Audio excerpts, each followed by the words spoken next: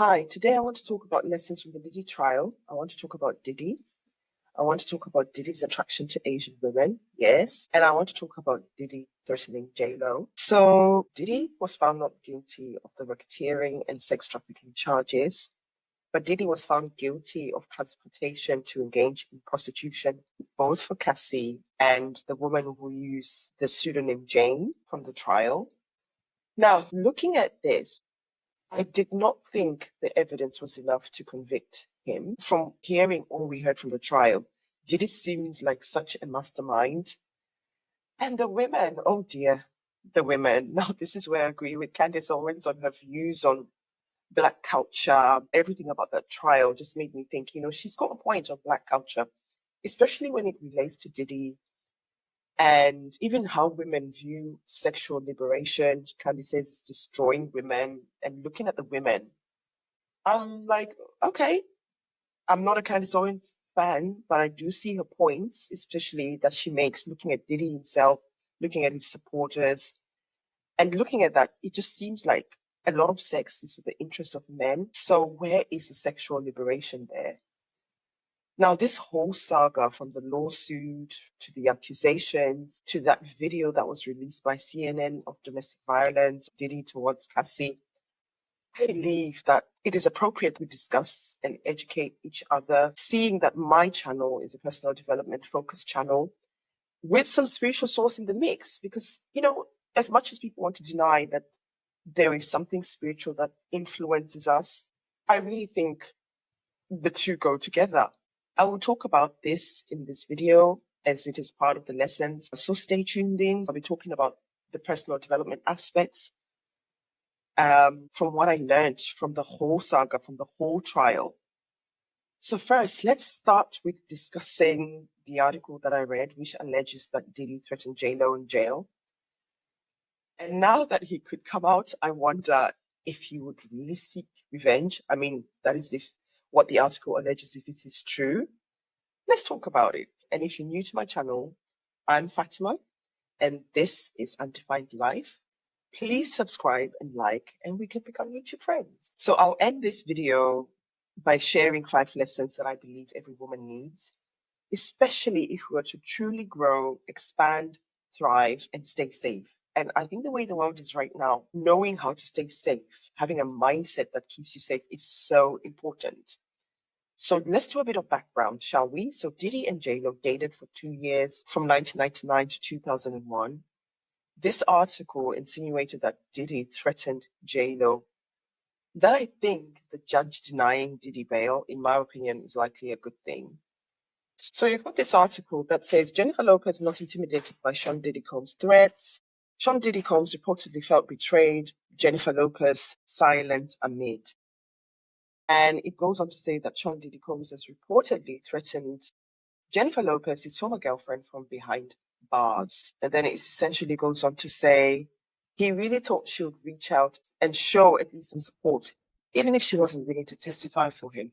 And backing would have carried real weight, especially with her influence in the industry. But she's kept completely quiet. And to Diddy, that feels like the ultimate betrayal. The tipster tattled and remarked, out of everyone to back away from him, she's the one he's most bitter about. I have thoughts on this and I'm going to share it in the video. The same insider established that Jennifer Lopez is not afraid of her and will not be ever involved in his alleged wrongdoings. Dishing more details, this source told the outlet Diddy seems to think he has the upper hand. That's how insane this man's ego is. They also said he's been saying he's capable of cursing her and her career. What a joke. I don't know what you guys think of that. So what are my thoughts after reading this article? What are my thoughts? I do think that J-Lo definitely benefited from dating Diddy. I first saw J-Lo in a drama called Second Chances, and that was in 1993. And at that time, I was actually living in Zimbabwe. I remember it was one of my Sunday night must-watch TV shows. But unfortunately, it only ran for like 1 season. And I must say, from the moment that I saw J-Lo, Jennifer Lopez at the time, do you know, I could see she was going to be big some way. And it's the same way when I saw Meghan Markle in Suits. I could see a moment of elevation in the future for her. Perhaps I'm psychic. You never know. And I even think of like when I saw Cassie, when she shaved that one side of her hair. I remember I was so troubled internally and I kept thinking, but why?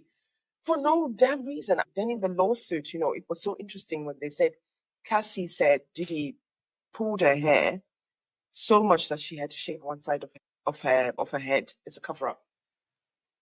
I don't know what that is.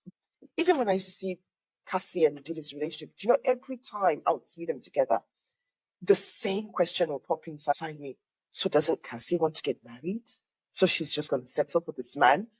That was the question I had for years. And when she finally left him, and I didn't even know, but when I saw that she was with the other guy and had kids and was getting married, I was like, oh, so she does want to get married.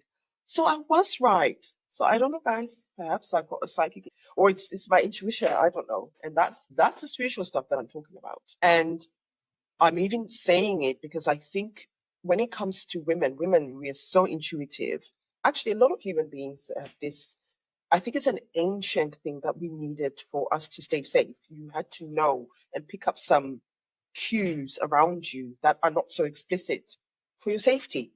But yet, guess what? We have denied that over the years. And I don't know what's to blame, really. Well, I know what's to blame. I say religion and modern technology. Anyway, so back to the whole thing about, this threat and just back to J-Lo. So as I said, I saw a glimpse of J-Lo in 1993, didn't see her again. I didn't even notice her in the Janet Jackson video for That's the Way Love Goes. But I remember when I was watching MTV, and this was 1999, and I was now living in the UK, I immediately recognized J-Lo when she came out with If You Ever Love. Part of me, I was so happy that she had a song. Another part of me was like, my prediction was true. So later, after this debut song for J-Lo, Diddy and J-Lo came out as a couple, of course. And I believe he was definitely a stepping stone for J-Lo. But I think he also got more street cred for getting a good-looking woman on his side. Who, by that time, she became extremely more famous. Versace, do you remember that Versace dress? And who was she dating when she wore that iconic dress? Uh-huh. And I also think that they also made the whole interracial dating, particularly for black men. I think J-Lo dating Diddy made black men desirable. And I think it opened up their dating pool. And now, from then on, it appears like black men don't even like the women who look like their mums. Go figure. Now, we got the tea on Diddy being a drug addict from this trial and with a fetish to cuckolding. That word makes me laugh. How about the revelation, though, that J-Lo did not sing all the lyrics to her music? I think it's all tied to this alleged threat by Diddy. Think about it, using Ashanti and apparently Christina Aguilera too. Now that to me was like a curveball. Like, Aguilera? Huh? You couldn't have made me think Aguilera. Aguilera's voice and J-Lo. I don't know. But I think it's all tied because those were connections for Diddy. I don't think J-Lo was connected to those people. Even though she was in the That's the Way Love Goes video, I don't think she was that connected. And for me, I think the biggest thing was the Ashanti cover up. It was great. But now that I know, I just can't unhear it. And I love that song too. My love, 'cause I'm real. I still love it. But every time I see her singing that part, I'm just picturing Ashanti now. I also believe J-Lo actually did gain a lot from the cultural appropriation of blackness, and she benefited from black people's talent. Although I must say I have no issue with cultural appropriation, as I feel the entertainment industry does capitalize on where they can make more money from certain audiences. I think that's just what they do. Hence, Beyonce is doing country now. And I'm happy that she's doing country and she's crossed that line. Now, I always also felt that J-Lo used Diddy. That's my opinion. But he used her too. And I will explain later as we go along. And all I got from this was I don't believe Diddy got over J-Lo. Or maybe he did get over her, but became vindictive maybe towards women after feeling used by her. Because it seems like he did help her career. My opinion, I know, but it is a possibility. There's just some things that you just think, why would you do that? if you got over someone. That's not behavior you would have. I don't know, maybe I'm being judgy. Do you remember when J-Lo dated Alex Rodriguez, A-Rod? And then she posted a picture, I think, on Twitter of her body because they were doing some 10-day no sugar, no carbs challenge. Then Diddy commented, OMG. It is alleged that Diddy later apologized to A-Rod as J-Lo was now actually engaged to A-Rod. Now, to me, that is suspect. To me, that's a man who did not truly get over this woman. To comment on another woman's fiance who's your ex, I don't know. And the alleged apology, why? This is something that makes me question if Diddy consciously then started to target beautiful women to date. But I don't get why he chose Asian looking or mixed Asian women and why there's so many accusations of him ill treating these women. I mean, look at all the women that he recently dated. Cassie was it 8 years? Daphne Joy, who was apparently 50 Cent's ex. I didn't even know he dated her. Another one I never knew he dated, Gina Hayun, and I only knew about Gina from the trial, where they shared a text from Cassie, where Cassie sent it to Diddy, and it was actually used by the defense in their argument. The defense used it, and it was where Cassie had relayed that she used to feel hurt over Combs vacationing with Kim Porter and their children, despite the mogul and Mrs. Porter's romance ending in 2007. Next showed Cassie a text sent to Diddy, in which the conversation was centered on this Gina Hayun. The defense attorney read out the message and asked Cassie what she meant by that. And what about this? What about Gina? You wrote, I don't want to be a side piece, but I'll treat you as a king. So you are an option, but you're telling the person that don't make me an option, but I'll still treat you as a king. I don't know. So I started to kind of think that could it be that this is a fetish for Diddy? Or is it revenge for being used by J-Lo? Unless you can psychoanalyze him, you just never know. Now, let's get into the 5 lessons because that's really what I want to get from this whole thing. Because what are we learning from it? And the first lesson, lesson 1, is on singleness. It's on dealing with breakups and the void. From what we see, when I look at J-Lo or I look at Diddy, they were hardly single. Even Cassie, it looks like she moved on quite quickly. They seem to break up and move on to the next person. And it makes me kind of ask, do they really have a deep love connection for each other? Or are these relationships just transactional from the start and actually mean nothing? So I use you and you use me, that's it. You have something I need and vice versa. When that's done, it's bye-bye. It just makes me question really that do they even feel that deeply for each other? I think there are people who can't be single as they fear being alone, as they believe they're secure in being in a relationship. I've heard that from quite a few people. I remember being in a relationship that was getting so horrible for me and somebody giving me advice, but you need security. And the problem I see with this mindset is that when we fear or don't like being alone, what we then try to do is we try and fill the void or that alone feeling that we feel when we become single. We try to feel it with another person. And the void is quite scary, I know, which is why many try and avoid it. I experienced this a few times in my life, and I must say it was kind of horrible. You kind of like have this uncertainty.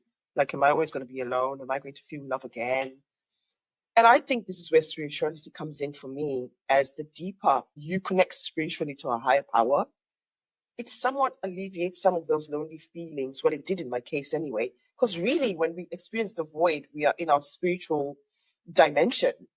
I appreciate this may not be a solution for others, but hear me out. Because there is this soothing after effect that I get when I connect to the love of God in prayer or meditation, which I have found has really slowly filled the void for me until I became comfortable, even in my single phase after a breakup.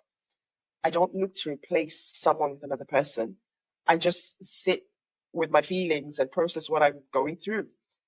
Somehow, I also stopped worrying about lack of companionship in old age, as I actually am trusting the process that I will be connected to the people I'll need in each phase of my life. And this is where law of attraction comes into, as I really believe in becoming a magnet that attracts people to you. And I also see the universe as this abundant, friendly universe. So why would it withhold something meaningful? Why would it withhold meaningful connections to me or to you? You have to be open to receiving the support that you desire. But if you just go, this is my usual way, I just have to go from one relationship and bounce to the next because this is my pattern. Look, the universe will just leave you to do what you want to do.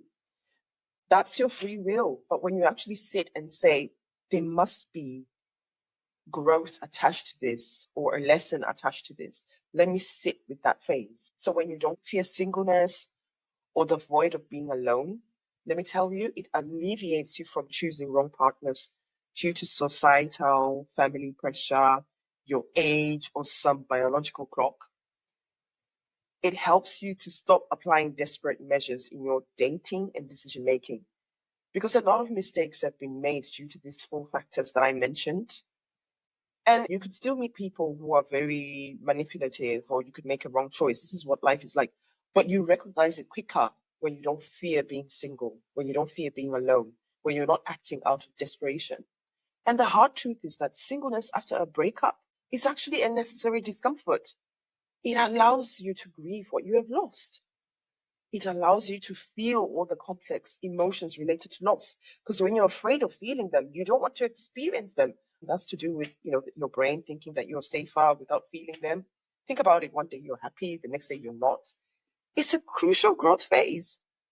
But unfortunately, many escape for fear of being alone or to avoid the painful emotions of breaking up. I don't know whether it's too many movies, too many romantic notions of fairy tales in our head that maybe we believe in this happy ever after kind of thing, which is why I think my happiness video was so important. And I'll put the link up for you to watch that if you want to know about happiness, and also my video on the state of happiness, because it's something that you can actually achieve on your own.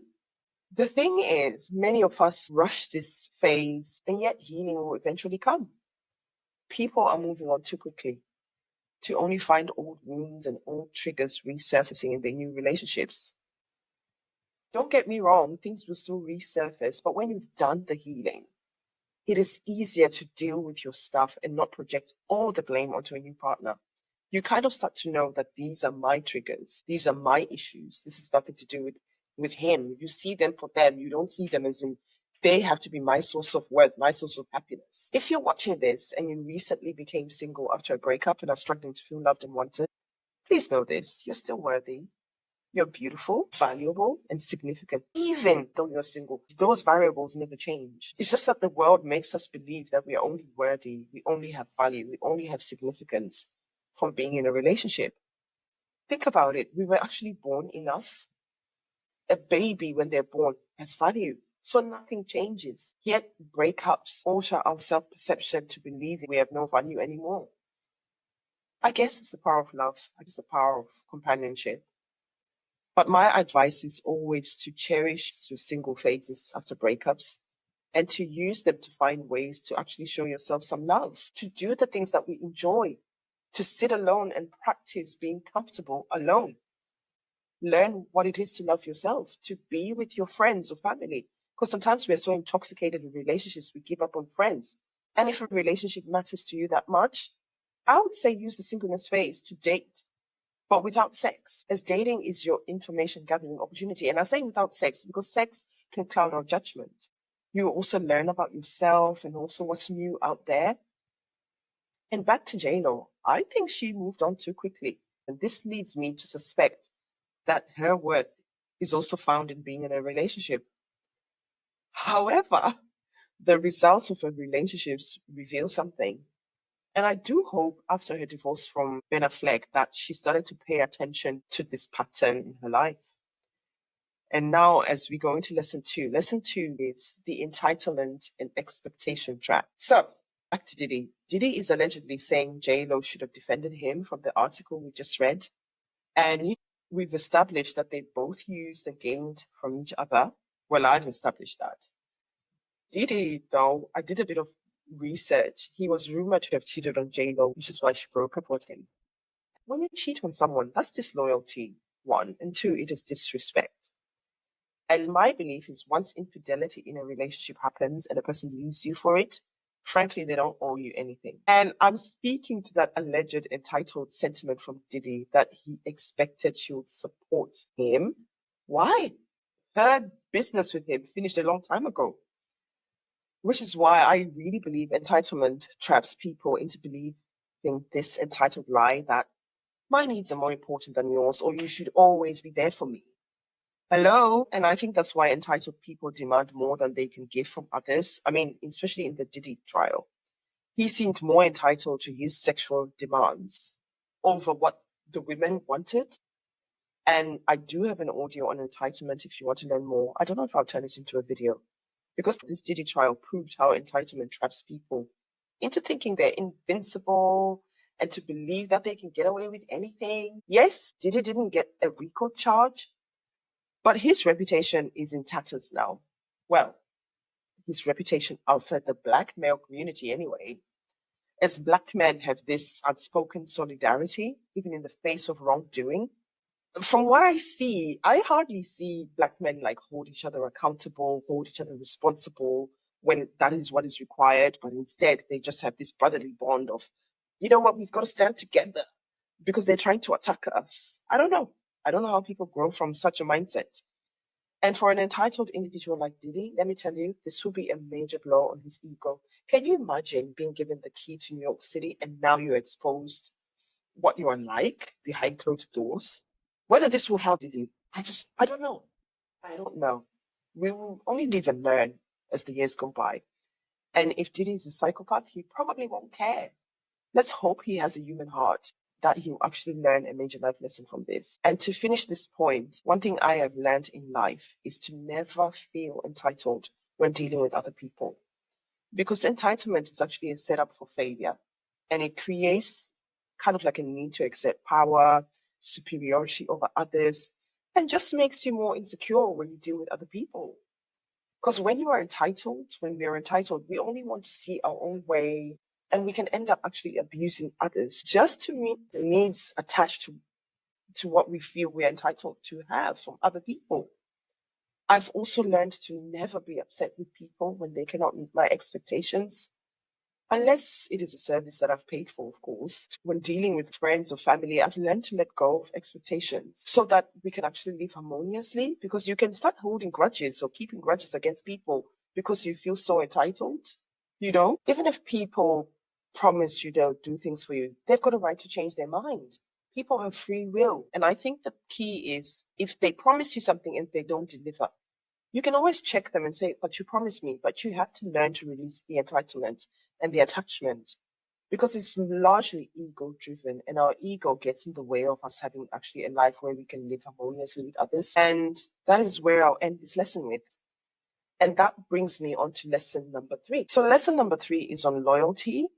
And another word for loyalty that I could think of is like the word allegiance. So loyalty actually means different things to different people. I didn't know this, but I learned this the hard way. Loyalty is something that I saw in the Diddy trial from his employees, his bodyguards, the women involved, and even the alleged threat to J-Lo. He's assuming her loyalty to him, that he's saying, oh, I could curse her career, like he made her. Loyalty is tricky, as we all want the people we are close to or who work for us to be loyal, because loyalty actually creates trust. So I get why people want others to be loyal to them, because loyalty creates like a devotion towards each other where we can care and be concerned for one another. I get that. This is all fair and good. It's noble, in fact. But because life and people are so unpredictable, I learned the hard way. And I actually learned that what I think is loyalty might not be loyalty to another person. Now, in the Diddy case, with everyone he knew, I would say the lesson here is once you break up with someone or are no longer friends with someone, they don't owe you their loyalty. Neither do you owe them loyalty. In Diddy's case, even ex-employees didn't owe him loyalty once they were gone. But I don't know, he's got this way that it seemed like all these people just couldn't detach from him. So I don't know whether this was loyalty or not. So loyalty can be formal or informal. So formal, it happens through some type of contract. There are some clauses that ask us to be loyal, but informal, it's our personal loyalty through our soul-connected, unspoken loyalties that we develop through relationships. And this is the lesson on the latter. The loyalties we form in our relationships with friends, with family, with lovers, etc. For me, I think what I learned, like the best form of loyalty, is to follow this principle, especially when dealing with this unspoken informal loyalty, which is whatever you do for someone else, do it from your heart. Do it because you want to, not because you want to buy another person's loyalty, not because you want to buy them. Because if you buy a person's loyalty, that is a form of coercion. It is bribery. You're not really doing them a loyal favor. You are simply doing something to gain something back. And unfortunately, this is where people have been hurt by loyalty, because they either did things for people thinking they'll get it back, and these people didn't do it for them because loyalty means something different to them, or they assumed that people would be loyal to them just because of knowing each other. But not everybody thinks this way. I think, in short, for me, is when you decide to be loyal to someone, do it because that's what you really feel you should do, not because you're going to gain something back. You're doing it out of the kindness of your heart. Another lesson from loyalty from the Diddy trial is that it's not loyalty if it demands or requires you to betray and abandon who you are through compromising your personal values and principles. That is control disguised as loyalty. Because if you're losing who you are to be loyal, questionable. Another lesson is don't practice loyalty with the aim to people please either. As when we people please, we are usually not presenting who we are authentically. And an example from the Diddy trial is the women in the trial. They seem to want to show their loyalty to Diddy, yet they also stated that this was not who they were. As we saw, this loyalty, which was motivated to people please, it leads to some sort of compromise with potential to result in being resentful, especially in our personal relationships. And I say this as most people pleasers tend to give up who they are in the name of loyalty and other reasons, of course, and they do it expecting the same loyalty in return. And when they don't get it, it's deeply painful. Let me tell you, I'm a recovering people pleaser. I always wanted to please people because I was taught if you're pleasing to people, they'll please you back. But I learned the hard way. That's not how life works. That's not how people are. You've just got to be yourself. If you don't want it, if it's not who you are, don't do it. So I think what I learned over the years is be loyal, as it is a good quality or it's one of your values. But loyalty does not mean self-abandoning or self-sacrifice. And you don't even have to be loyal. If you realize that this doesn't work out for me, just say no. Sorry, can't do. And remember, other people are not entitled to be loyal to you too, and neither are you. When there's no shared agreement, either you have written it or spoken into it to be loyal, you don't owe anyone your loyalty. And this one lesson taught me, because I discovered loyalty, as I said before, it will always mean different things to different people. And my final nuggets of wisdom on loyalty are: remain loyal to your true needs and to your values and your principles over another person's, especially when they conflict and do not match. It means that right there is an incompatibility, there's an incongruence. And also know what loyalty means to you when dealing with others, and find out what loyalty means to them. And you'll surprise yourself when you discover how different we all are. And I believe that, by just differentiating, what loyalty is for you and other people, it will save you a lot of heartache once you discover this. Now, let's move on to lesson 4. And lesson 4 is on recognizing your appointed pause and reset time or reset life phase. I find breakups and major life events to be a cause of emotional turmoil and upheaval, that we end up in what I call a PR phase. And you could be wondering what the PR stands for. Well, the PR stands for personal reflection and personal relationship time. PR is a time for elevating your personal relationship with yourself. An inevitability of becoming single after a breakup is that we all have to learn to relate with ourselves again from an individual standpoint. Because when you break up with someone, essentially you're alone, and that is inevitable. So in the reset phase, you have to apply patience whilst knowing that this is also a time for you to take a pause. It is time for you to reflect. It is time for you to relate to yourself, a time for you to release the other person or the dreams, the desires, the hopes, the beliefs that you had, because your life has changed. You're on your own. So you've got to release some of those things so that you can allow new opportunities into your life. It is also a time to relearn yourself, relearn a lot of things.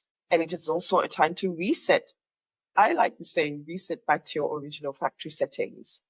And I say you do this through cultivating self-love, self-acceptance, and getting your confidence back without getting entangled with another person. Do the work of healing patiently. Take advantage of the time to reset yourself. Do it patiently. Take a pause, reflect, release, relearn, and reset. And this brings me into lesson number 5, which is an extension of why a pause and reset phase is essential. I have applied these things in my life. I didn't do it properly the first time, but the second time round, I knew it. I was like, there's a lesson here that God, that the universe want me to learn. And I need to sit with this lesson. Although that's not what lesson 5 is about. That was for me. But lesson 5 is know you are worthy and you are valuable. If you lost yourself in a relationship and after a breakup, you find yourself single, lonely, and you find that you're lacking in confidence, I get it. And my go-to mantra, my go-to statement, or my go-to thought is always, know thyself, as Socrates said. Know thyself. Ask yourself open questions. Ask yourself these questions that allow you to be curious, because they're so open, it minimizes that resistance we have, that pushback to try and defend or protect ourselves. A question like, who am I now? Who was I before the breakup? Who was I in the relationship? Who do I want to become? Why am I the way I am? Ask yourself, is my life going in the right direction to where I want to be? If it's not, why not? Not all breakups are bad. Some of them are actually because we are now going in the right direction. Practice confronting yourself with love and kindness, not criticism or perfectionism. Because sometimes we just want to criticize ourselves. Instead, you just go, how can I show myself some loving kindness through this? Another thing you could do is ask other people that you trust around you, that is, if you have them, ask them, what changes do I need to make? You could give yourself a goal. You could find yourself an accountability partner. You can hire a coach or a mentor. And if it is therapy you need, I say seek to get it. Because I think Cassie did a lot of therapy. Even though she moved on, she did a lot of therapy, and she's still in therapy, it says, which helps. Know your values and practice ways to keep them without compromise. I find that lesson 4 and 5 actually go very well together.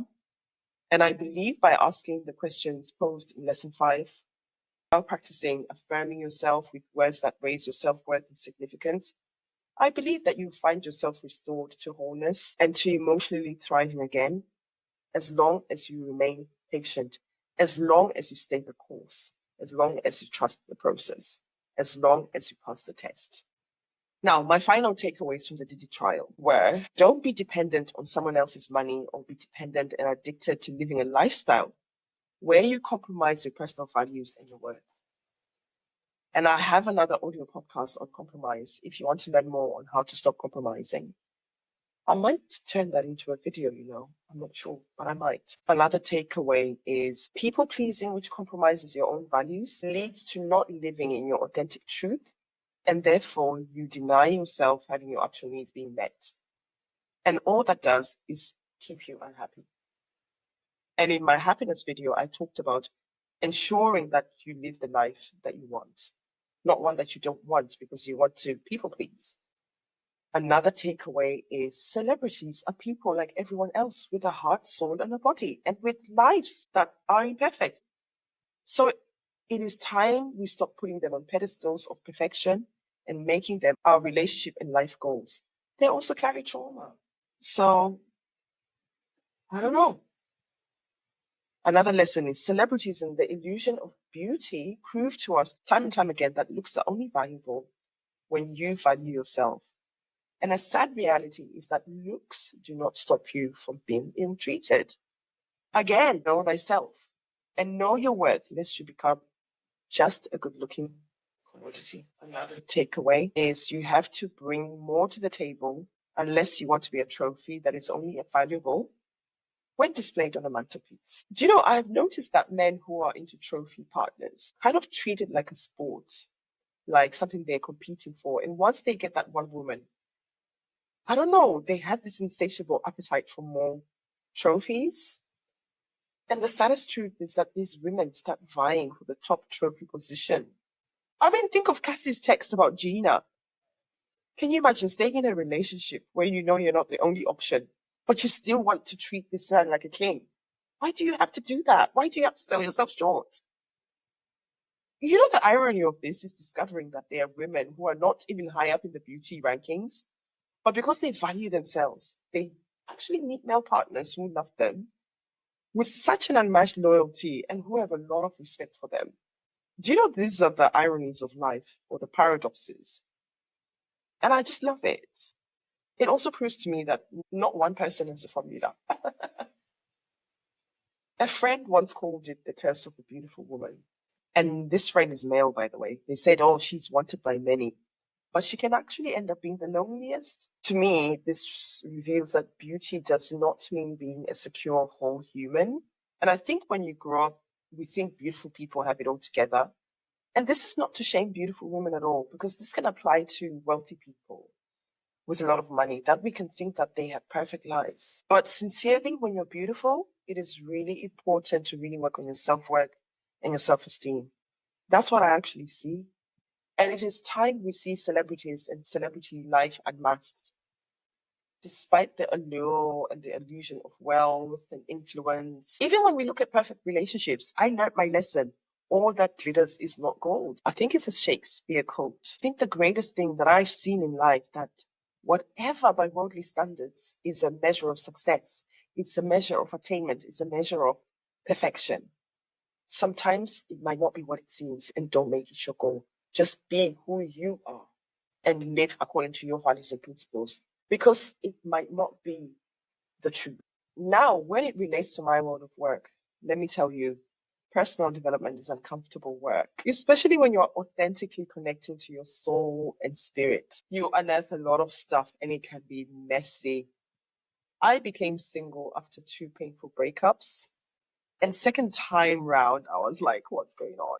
This is not what life or what I was promised. And for me, there was sort of religion in the mix with all its promises. Anyway, I can tell you I'm where I am now, speaking on this channel, doing the work that I do with others, because I actually listened and I took my pause and reset phase seriously. And that was the best thing I ever did.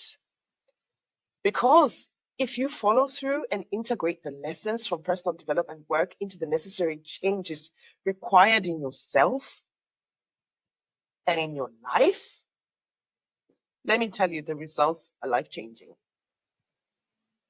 And it actually opens up and gives you this world of a lot of personal freedom and choice. That's what it's doing for me.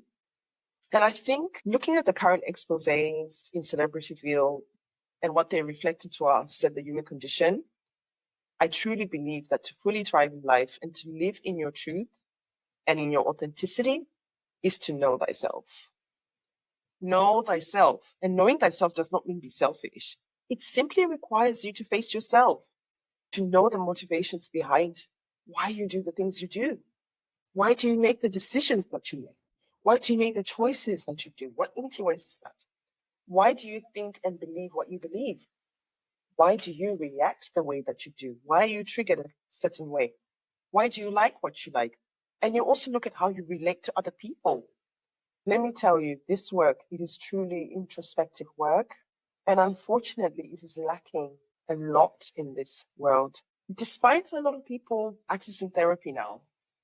And I say this too, because when you get into true personal development work, into knowing thyself, into growing, when you tell yourself that I'm ready to shift, I'm ready to grow, I'm ready to start doing things differently. And this is a place which is why I say to you, when you find somebody who's okay being single, not through fear of being in a relationship, but they're like, I know this is a phase I have to do right now in my life. they would have done a lot of work on themselves. You would have come into a place where it's not about blaming others, but it is actually about you and you alone. And enhancing that relationship with yourself is going to have a trickle-down effect on how you relate with other people. Not through avoidance, but through proper relationship with them. On that note, I think I've exhausted myself and I really want to end this video, but I hope that you've really got some takeaways from this. I also want to send my love to all the women who went through abuse and compromised who they were for love, only to be hurt and heartbroken. I see you and I believe you. I also know that you will rise up and walk freely again once you have done some healing. I know it is beyond a possibility for you. If you're new to my channel, I'm Fatima, and this is Undefined Life channel, where I talk about personal growth. I talk about personal development. I talk about universal laws, especially how the law of attraction helped me heal and improve my life. And I also talk about the role of spirituality. As I mentioned, the void is a very spiritual entity that most people don't yet understand. And with that note, thank you for watching. And remember, to see more topics like this, like and subscribe so we can become YouTube friends. Bye. Until next time.